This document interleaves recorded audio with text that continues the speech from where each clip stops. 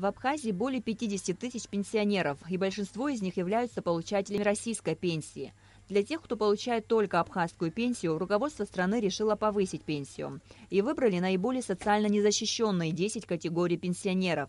По возрасту, за выслугу лет, инвалиды труда 1, 2, 3 групп, инвалиды детства 1 и 2 групп, круглые сироты, шахтеры, получающие пенсию по случаю потери кормильца и социальную пенсию, а также имеющие почетные звания народные и заслуженные. Выплата надбавок за 2015 год осуществляется единовременно при российской финансовой помощи. Для того, чтобы получить надбавку, необходимо заполнить анкету в районных управлениях соцобеспечения и указать в ней, что пенсионер не получает пенсию других государств. Суммы выплат, они варьируются, от 6 тысяч до 12 тысяч, потому что по разной категории получают разные выплаты.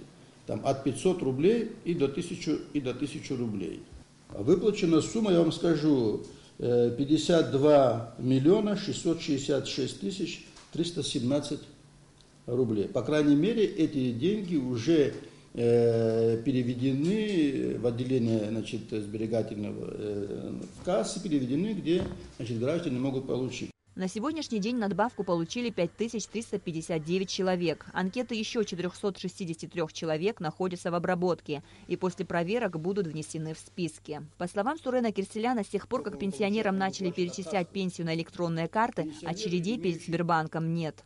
Мы, во-первых, таким образом ушли от очередей в отделениях сберегательного банка, ушли от очередей. Люди тогда, когда им удобно, когда им хоть они приходят на места и получают свои деньги.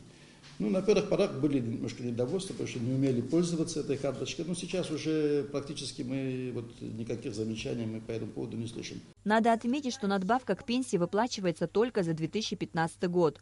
Повышенная же пенсия за 2016 год пока не выдается. Предполагается, что ее будут выплачивать за счет республиканского бюджета, в отличие от надбавки, выплачиваемой за счет российской помощи. Амра Амиджева, Михаил Братухин, Абхазское телевидение.